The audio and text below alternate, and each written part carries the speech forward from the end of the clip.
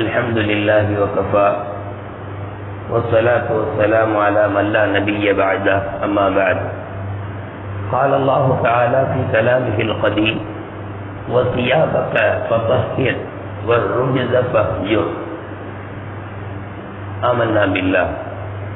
சங்கைக்கும் மிகுந்த மரியாதைக்கும் உரித்தான மேலான பெரியவர்களே, பாசத்திற்குரிய சகோதரர்களே, அருமை நாயகம் ஸல்லல்லாஹு அலைஹி வஸல்லம் அவர்களின் நற்பாக்கியங்கள் நிறைந்த உம்மத்துமார்களே, அல்லாஹுவின் நெருக்கம் பெறுவதற்கான வழிகளில் நம்முடைய வெளிரங்க சுத்தமும் அந்தரங்க உள்ளம் ரீதியான பரிசுத்தமும் தகுதியாக பார்க்கப்படுகிறது மார்க்கத்தில். அதில் வெளிரங்க சுத்தத்திலே பெருமக்கள் நமக்கு 3 வகையான சுத்தத்தை நமக்கு போதிக்கிறார்கள். உடல் சுத்தம், உடை சுத்தமாக இருப்பது, நாம் சம்பாதிக்கிற அந்த பொருளாதாரம் பரிசுத்தமாக இருப்பது. உடல் சுத்தம் குறித்து நேற்று நாம் சிலவற்றை தெரிந்து கொண்டோம். பொதுவாகவே சுத்தத்தை பற்றி இஸ்லாம் பேசுவது போன்று வேறு எந்த மதங்களும் பேசுவதில்லை. அல்லாஹு தஆலா நபிகள் நாயகம் ஸல்லல்லாஹு அலைஹி வஸல்லம் அவர்களை நபியாக அனுப்பினான். அதற்கான முதல் இறை செய்தி இக்ரா பிஸ்மி ரப்பிக்கல் லதீ கலக். இந்த இறை செய்தி எதுக்குன்னா, நீங்க அல்லாஹ்வுடைய தூதர், இதான் நீங்க, அது ஒரு பதவி பிரமாணம். அதன் பின்பு பொறுப்புகள் சார்ந்த அந்த பிரமாணம், அந்த உறுதிமொழி வந்துச்சு பாருங்க. அது ஏறத்தாழ திடீர்த்துக்கு பிறகுதான் வந்துச்சு. முதல் வகைக்கு பிறகு 3 ஆண்டுகள் வகை வரல, பதவி பிரமாணம் மட்டும் செய்யப்பட்டது, இன்னும் டியூட்டி தொடங்கல. அப்ப டியூட்டி தொடங்கக்கூடிய அந்த முதல் உத்தரவு என்னன்னு பார்த்தீங்கன்னா, யா அய்யுஹல் முத்தஸிர் கும் ஃபஅன்திர். போர்வை போர்த்திய நபியை நீங்கள் எழுந்து சென்று மக்களுக்கு எச்சரிக்கை செய்யுங்கள். அல்லாஹ்வினுடைய பயத்தை கொண்டு, அல்லாஹ்வினுடைய வேதனையை கொண்டு நீங்கள் அவர்களுக்கு பயம் ஊட்டுங்கள் என்று வருகிற அந்த வகைதான் 3 ஆண்டுகளுக்கு பிறகு வந்த வகை. அந்த வகையிலே அல்லாஹ் சொல்வான், நாயகமே, உங்கள் ஆடையை நீங்கள் பரிசுத்தப்படுத்திக் கொள்ளுங்கள். அப்ப ஆடை சுத்தம் என்பது குர்ஆனிலே தன்னந்தனியாக சொல்லப்பட்ட ஒரு உத்தரவு. இன்னொரு வசனத்தை பார்ப்போமா? அல்லாஹ் நம்மளெல்லாம் கூப்பிட்டு பேசுறான். யா பனி ஆதம், ஓ ஆதமுடைய மக்களே, குது தீனத்துக்கும் ஐந்த குல்லி மஸ்ஜிதின், ஒவ்வொரு தொழுகைக்கும் நீங்கள் செல்லும் போது அழகான ஆடையை உடுத்தி செல்லுங்கள். அங்கே ஆடையில் அழகை அல்லாஹு தஆலா உத்தரவாக பிறப்பிக்கிறான். கந்தலான ஆடைகள், கிழிந்த ஆடைகள், பெண்களுக்கு உரித்தான கலரை கொண்ட ஆடைகள், இவைகளை தவிர்த்துவிட்டு வெள்ளைக்கு ஒப்பான ஆடைகள், இவைகளை உடுத்திக் கொண்டு நீங்கள் தொலைப்போங்கள் என்று நமக்கு முஃபஸ்ஸிரீன்கள், திருக்குர்ஆனுடைய விரிவுரையாளர்கள் இந்த வசனத்திற்கு விளக்கம் சொல்வார்கள். இப்படி ஆடையினுடைய சுத்தத்தை மார்க்கம் பல்வேறு கட்டங்களாக சொல்கிறது. பெரியவர்களே, அப்படியானால் நாம அல்லாஹ்வுடைய நெருக்கத்தை அடைய வேண்டும் என்று சொன்னால் நம்முடைய வெளிரங்க சுத்தங்களில் ஒன்றாகிய ஆடைகளில் கொஞ்சம் கவனம் செலுத்த வேண்டும். தமிழில் கூட சொல்வார்கள், கந்தையானாலும் கசக்கி கட்டு. அழுக்கானால் அதை துவைத்து உடு என்று பொருள். புத்தாடை உடுத்துவது என்பது அது மிக கட்டாயம் அல்ல, அது பெருநாட்களுக்கு பொருள். மற்ற நாட்களில் நாம் உடுத்துகிற ஆடை கூட அது கழுவப்பட்டு துவைக்கப்பட்டு பரிசுத்தமாக இருப்பது அவசியம். ஒரு சஹாபி நாயகத்திடத்தில் வருகிறார், அழுக்கான ஆடைகளை உடுத்து. நாயகம் கேட்டார்கள், இவரது ஆடையை சுத்தம் செய்வதற்கான பொருளை இவர் பெற்றுக் கொள்ளவில்லையா? இவற்றை இல்லையா? அதாவது நாம் வழங்குற மாதிரி சோப்புலாம் இவற்றை இருக்கா இல்லையா? ஏன்னா சோப்பு இருந்து அதை கொண்டு ஒரு ஆடையை துவைச்சு சுத்தம் செய்திருப்பாரு. அதுக்கான ஆடை உடுத்து வந்த நபரை நபிகள் கண்டிக்கிறார்கள் என்பது ஹதீஸினுடைய வரிகள். இன்னொரு சஹாபி வசதிகளை கொண்டவர், நல்ல வாய்ப்புகளை கொண்டவர், ஆனால் மற்றமான ஆடையை உடுத்திக் கொண்டு நாயகத்திற்கு முன்னால் வந்தார். அவரை பற்றி நபி ஸல்லல்லாஹு அலைஹி வஸல்லம் பார்த்த உடனே இவருக்கு பொருள்கள் எல்லாம் இருக்குதா இல்லையா, வசதி வாய்ப்புகள் இருக்கா இல்லையா, இப்படி ரொம்ப மட்டமான ஆடைகளை உடுத்து வருகிறார். அப்போ நாம இங்க இன்னொரு செய்தியும் தெரிகிறது. ஒன்று சுத்தமான முறையில் ஆடை இருக்க வேண்டும். மற்றொன்று நம்முடைய வசதிக்கு தகுந்தார் போல நம்முடைய ஆடைகள் இருப்பது குற்றமில்லை. இருக்கக்கூடாதது என்ன தெரியுமா? ஆடை விஷயத்தில் தடுக்கப்பட்டது என்ன தெரியுமா? ஆடம்பரம் கூடாது. அதாவது பட்டாடைகள் உடுத்தக்கூடாது. இஸ்லாத்திலே ஆண்களுக்கு பட்டாடை தடுக்கப்பட்டுள்ளது, பெண்களுக்கு பட்டாடை அனுமதிக்கப்பட்டுள்ளது. ஹதீஸ்ல வருது, இந்த உலகத்தில் யார் பட்டாடை உடுத்துவாரோ அவருக்கு சொர்க்கத்தில் பட்டாடை வழங்கப்படாது. ஒருவேளை அவர் சொர்க்கத்துக்கு போனா கூட அங்க சாதாரண ஆடை உடுத்துவார். ஆச்சரியமா இருக்கு. துன்யாவில தான் அப்படி உடுத்தணும். ஆடம்பரமான டிரெஸ்ஸுகளை தவிர்த்துட்டு எளிமையான சுத்தமான டிரெஸ்ஸுகளை உடுத்தணும். இவர் இங்க என்ன செஞ்சிட்டாரு? படோபகாரமாக நடந்துட்டதுனால அவருக்கு சொர்க்கத்தில் மற்ற மனிதர்கள் எல்லாம் நல்ல பட்டு துணிகளை உடுத்தும் போது இவருக்கு அது வழங்கப்படாது.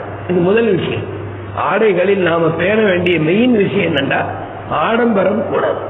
நம்முடைய வசதியை கடந்து ஒரு பெருமையின் அடையாளமாக உடுத்தக்கூடாது. இரண்டாவது, வேணுமென்றே நம்முடைய ஆடைகளை கரண்டைக்கு கீழ் உடுத்தி செல்லக்கூடாது. இந்த ரெண்டு ஆடை விஷயத்தில் தடுக்கப்பட்டு. நான் ஏன் வேணுமென்றேன்னு சொன்னேன் அப்படின்னா, நாம கரண்டைக்கு மேலதான் உடுத்தி இருந்தோம். ஆனால் அப்படியே போகிற போக்கில் நமக்கு தெரியல, அது கொஞ்சம் கொஞ்சமாக இடுப்பு இல்லாததால் இறங்கி கரண்டைக்கு கீழே போயிருக்கு. இது குற்றம் இல்லை. ஆனால் குற்றம் இல்லைங்கிறதனுடைய பொருள் அதை கண்டும் காணாமல் போகக்கூடாது. அது நமக்கு தெரிஞ்சிருச்சுன்னா உடனே கொஞ்சம் மேல தூக்கி கொடுக்கணும். அப்ப பேண்ட் அணியக்கூடிய ஆட்களுக்கு என்ன சட்டம்? அவர்களும் அந்த கீழ் உள்ளதை ஒரு மடிப்பகுதி மேல எடுத்து ஓட்டிக்கணும்.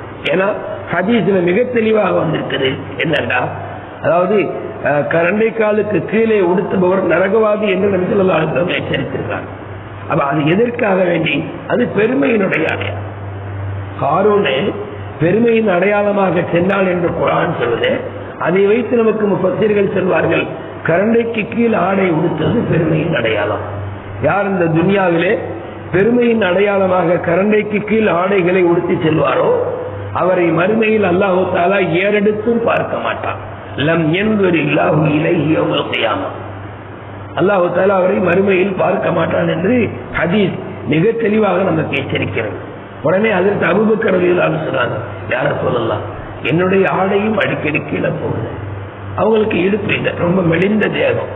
அப்ப அவங்க சொன்னாங்க, நீங்க பெருமையின் அடையாளமாக செய்வதில்லை, ஆகவே நீங்க இதுல சேர மாட்டீங்கன்னு சொன்னாங்க. அப்போ ஆடையிலே இரண்டு அவசியம். மற்றபடி நம்முடைய ஆடைகள் பரிசுத்தமாக அழுக்கற்றதாக இருப்பது என்பது மிக அவசியம்.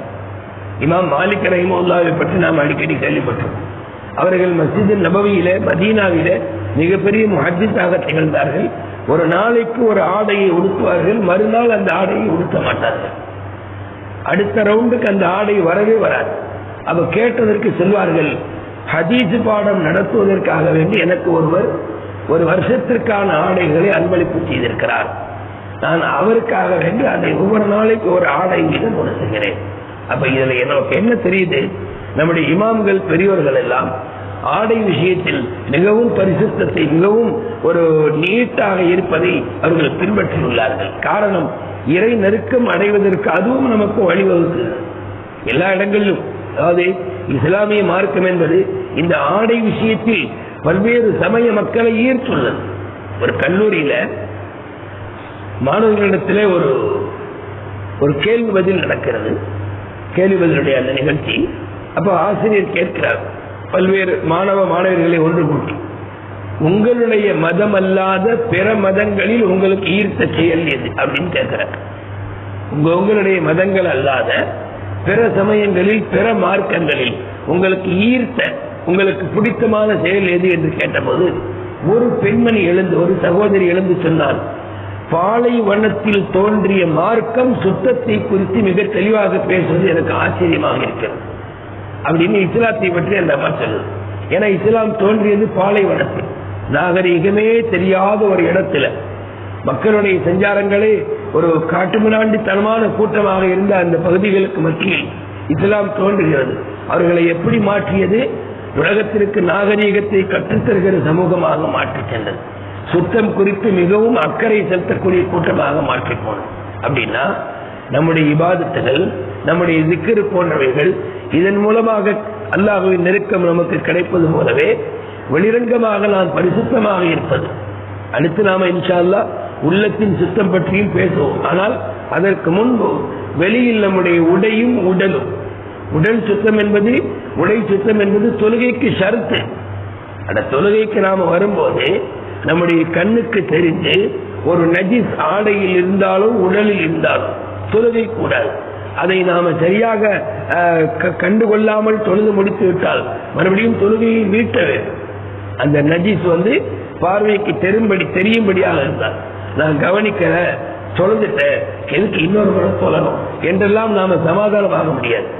நாம நம்முடைய உடையிலோ உடலிலோ ஒரு நஜிஸை கண்டுவிட்டால், அந்த நஜிஸை நாம் கண்ட பிறகு அதற்கு முன்பு தொழுதிருந்தால் தொழுகையை மீட்ட வேண்டும்.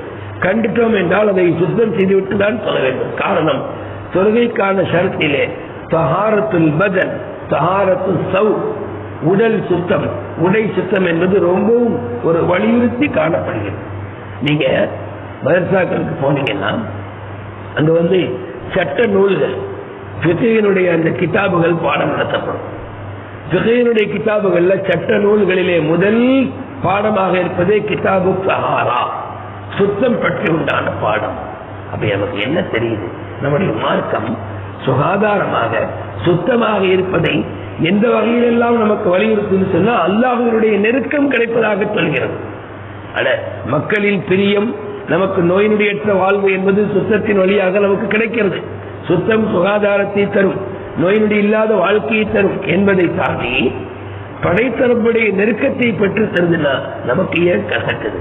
இஸ்லாமிய பெரியவர்களே, முஸ்லிம்களாகிய நாம் நம்முடைய புராதன அடையாளம் என்னவென்றால் உடலும் உடையும் சுத்தமாக இருப்பது. அதை நாம் பேணி அல்லாஹ்வின் நெருக்கத்தை பெறுவோமாக. ஆமீன் ஆமீன் யா ரப்பல் ஆலமீன். அஸ்ஸலாமு அலைக்கும் வரஹ்மத்துல்லாஹி வபரகாத்துஹு.